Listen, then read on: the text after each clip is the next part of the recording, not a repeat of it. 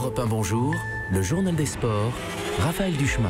Et Jérôme Lacroix avec l'image du jour. Jérôme, ce sera la première apparition publique du président du PSG depuis sa mise en cause par la justice suisse. Nasser Al-Khelaifi n'avait pas quitté le Qatar depuis la révélation de l'ouverture d'une enquête en tant que patron des chaînes beIN Sport. Il est soupçonné d'avoir corrompu un ex-membre de la FIFA pour obtenir les droits télé de 2 Coupes du Monde de foot. Il sera ce soir à Bruxelles pour le match de Ligue des Champions Anderlecht-PSG. Une rencontre a priori tranquille pour les Parisiens. Une victoire les rapprocherait des 8e de finale. Un objectif qui semble ce matin bien compliqué pour les Monégasques. Battus à domicile 2-1 hier soir par les Turcs de Beşiktaş. Triste mine ce matin du défenseur Djibril Sidibé. Les siens, concède-t-il, n'ont même pas fait bonne figure.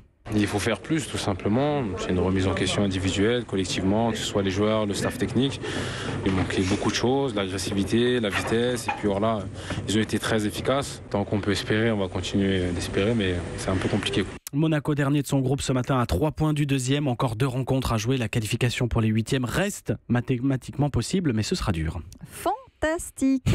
Oui, c'est le mot sport du jour et il est signé de l'entraîneur des footballeurs londoniens de Tottenham et il qualifie la prestation d'Hugo Lloris hier soir en Ligue des Champions. Bon nul 1-1 ramené de Madrid face au Real grâce à de nombreux et spectaculaires arrêts du gardien des Bleus. L'image de la nuit, c'est l'impressionnante blessure aux États-Unis du basketteur américain des Celtics de Boston, Gordon Hayward, cheville retournée après une mauvaise réception, elle est fracturée.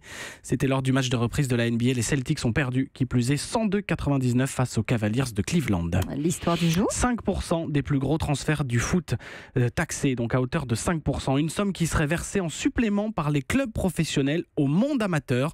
C'est l'idée d'une trentaine de députés des Insoumis, mais aussi des constructifs UDI. Ils viennent de déposer une proposition de loi en ce sens. C'était le journal des sports de Jérôme Lacroix, 6h13 sur Europe 1.